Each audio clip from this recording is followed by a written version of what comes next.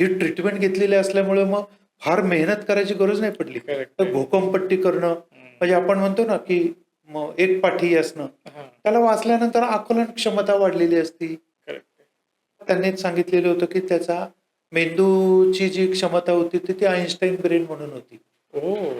म्हणजे आता ह्या सगळ्या ज्या गोष्टी आहेत त्या इतक्या या रंगचिकित्सेने सर आपल्याला आपल्या अपत्यासाठी आणता येतात. या अँगलने जर समस्त मातांनी जर कधी ट्रीटमेंट घेतली ना, तुम्हाला सांगतो ते आपली मुलं फार चांगल्या पोझिशनला जातील.